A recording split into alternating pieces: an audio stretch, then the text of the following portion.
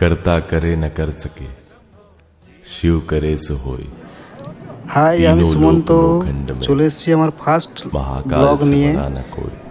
বাঁকুড়া জেলার বিষ্ণুপুর থানার অন্তর্গত চৌমুসনা গ্রামের বাবা কপিলেশ্বরের গাজন চড়ক।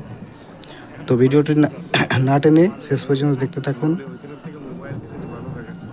মহাদেবের কি অসীম মাহাত্ম্য। তো বন্ধুরা, ভিডিওর প্রথমে ইন্ট্রোতে তোমরা দেখলে যে একটি বাবার ভক্ত যে তার পিঠে দুটো হুক লাগিয়ে রেখেছে। ওই হুকটাই ওই চড়ক যে কাঠ আছে, চড়ক কাঠের মাথার উপরে বাঁধা হয়েছে। কেবলমাত্র সেই হুকটিতেই মানুষটি পুরোটা ঝুলে থাকবে, যেটা বাবা মহাদেবের অসীম মাহাত্ম্য ছাড়া কিছু হতে পারে না। এটা কোনো দিনও সম্ভব নয় বাবার যদি আশীর্বাদ না থাকে। তো তোমরা এর আগে অনেক জায়গায় এরকম চড়ক দেখে থাকবে, বাট কিন্তু এরকম চড়ক আশা করি এর আগে কখনো দেখোনি। কেননা এই যে দেখো দড়ি দিয়ে বাঁধা চলছে, শুধুমাত্র যে হুকটার সাথে যে দড়িটা আছে ওই দড়িটাই চড়ক কাঠটার সাথে বাঁধা হবে, বাকি আর কিছু থাকে না। অন্য জায়গায় যেসব জায়গায় দেখে থাকবে হয়তো দেখবে এটার উপরে আবার গামছা দিয়ে বাঁধা হয়। আর এখানে আরেকটা জিনিস আছে দেখার জন্য, মানে যেটা হচ্ছে তোমরা তো অনেক জায়গায় দেখেছো, একজন নামবে আবার একজন উঠবে, একজন নামবে আবার একজন উঠবে, এরকম অনেকগুলো ভক্ত ঘুরে চড়ক ঘুরে।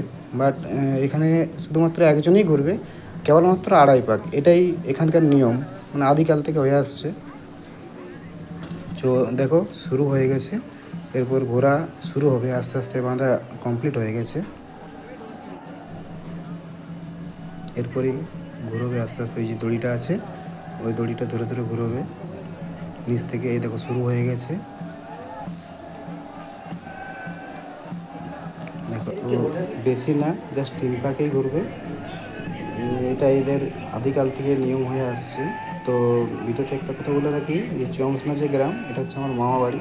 এটা ছোটোর থেকেই দেখে আসছি এই যে এই শিবের গাজন চড়ক। আগের দিন রাতে গাজন হয়ে গেছে, রাতে গাজনের ভিডিওটা আপলোড করবো পরের দিন। তো আমার মনে হলো যে এরকম চড়ক হয়তো আগে কখনো দেখোনি, তাই এই ভিডিওটাই প্রথম আপলোড করছি। জাস্ট দেখো 3 পাক হয়ে গেছে, 3 পাক এবার নেমে পড়েছে। এবার দেখো এই যে বাবা শিবের চারদিকে যে মন্দির আছে প্রদক্ষিণ করছে সমস্ত ভক্তরা, ওদের লাঠি খেলা খেলছে। যে ওনার হাতে যে চামড়টা আছে ওই একটু পরে সবাই ওই চামড়ের মাথায় বুলাবে, সবাই মিলে আশীর্বাদ নিয়ে বাবার